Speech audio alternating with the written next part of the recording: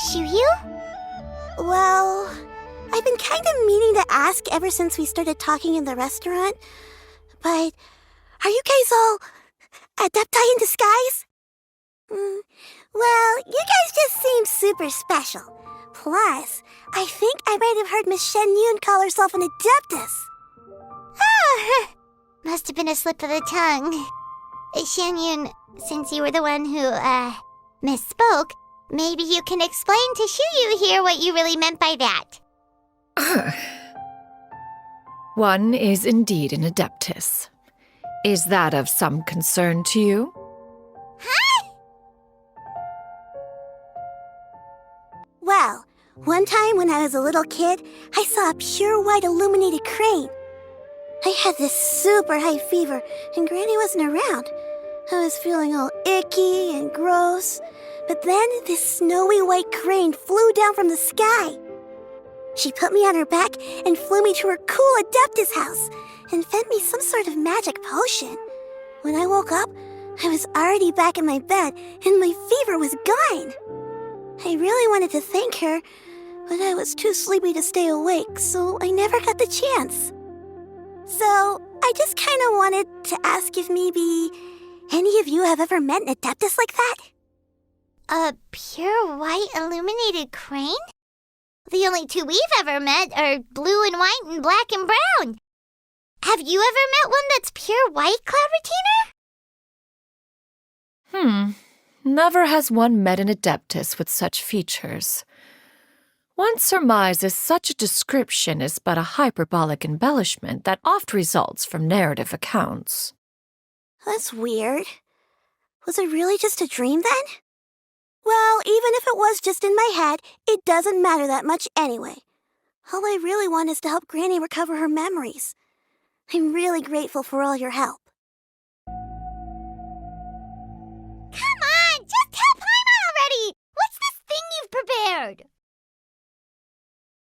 Here, this is it. Huh? But isn't this the mechanism that you were tinkering with when we first got here? Oh, is it another invention of yours? Precisely. A recent one at that. I am most pleased with the result. I call it the suspensus somnium mechanism.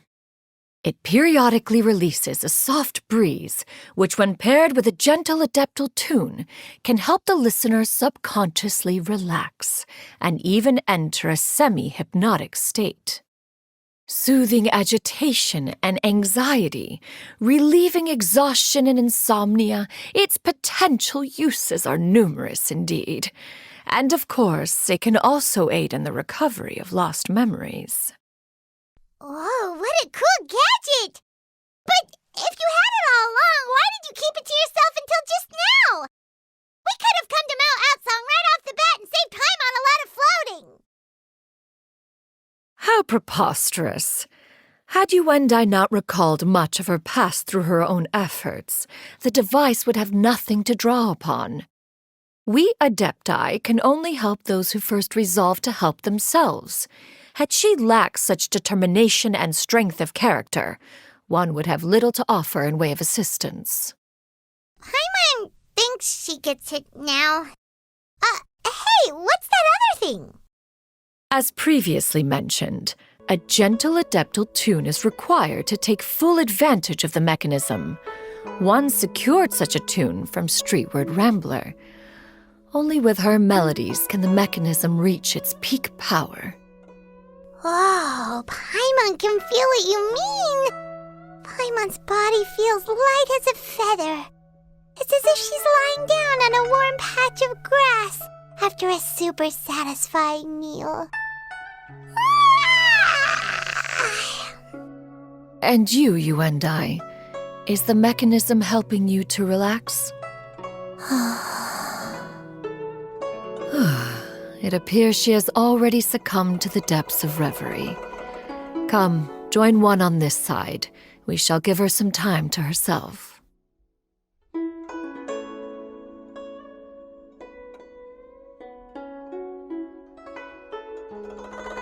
The drought is over. But why do you look like you want to cry? potion. It's nearly run its course. I've never regretted meeting you. Not even for a second. Please. Please, no.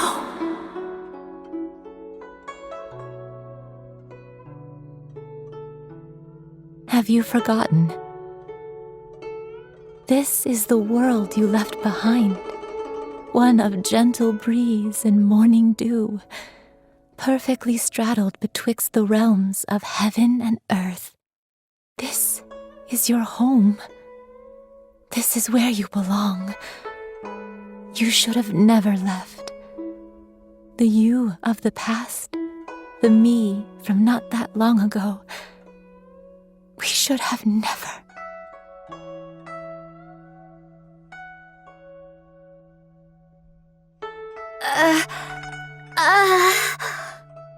So that is the truth. No wonder this place is so familiar. Granny!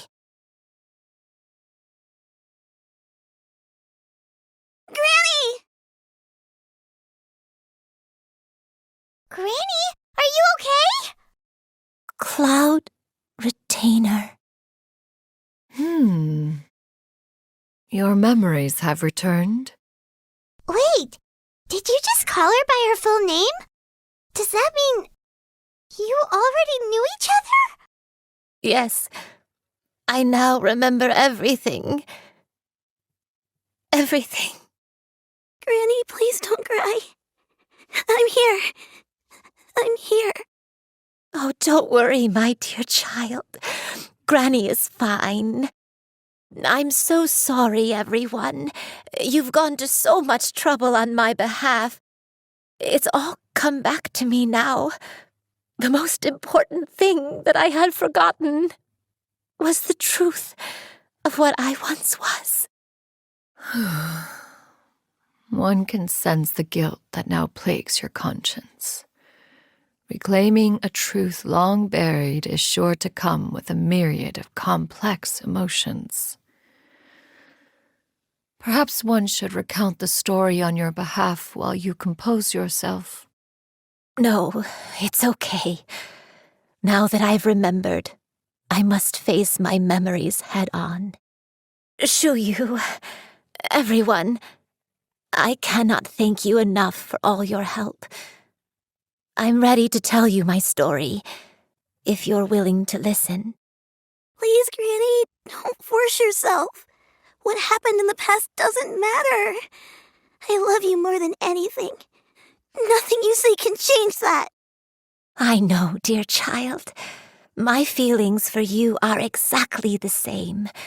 It is for this reason that you deserve to know the truth. Some time ago, I made a terrible mistake, one for which I could never atone.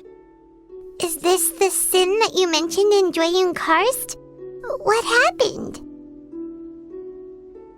I am, in truth, not a human being. My real form, one that I held for centuries, was that of a wild crane. I spent many, many years living on Mount Outsong, bathing in the soft breeze and drinking the sweet dew of the mountains. At some point, I somehow gained wisdom and sentience. The Lord of the Mountain, Cloud Retainer, became aware of my existence and began to share many stories with me. She even passed on the secret of cultivation to me. Though she never took me on as a formal disciple, I always saw her as my master. Whenever she took out her tools to work on mechanisms or new inventions, I would also stand next to her and watch. I even contemplated completing my training and becoming an adeptus in my own right. I followed her teachings, and time gradually passed us by. Until that fateful day 50 years ago. 50 years ago? That's right. Master regaled me with many stories of her past deeds. From them, I learned how she had saved people from a similar crisis in the past. She was the one I looked up to the most. More than anything, I dreamt of becoming an adeptus like her. I wanted to travel the land like she had, relieving suffering wherever I went. But I was still far from being a real adeptus. I possessed no ability to take on human form and fit in with the crowd.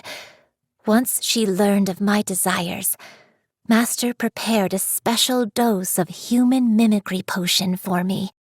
She warned me that the potion's effects would only last 10 years, and if I were to fail to return to my original form at the end of that time, I would forever forget my past as a crane and become something neither human, beast, nor adeptus. Was it because of Grandpa? Indeed, I fell in love. Though he was human, he had spent his entire life training on Mount Tianheng.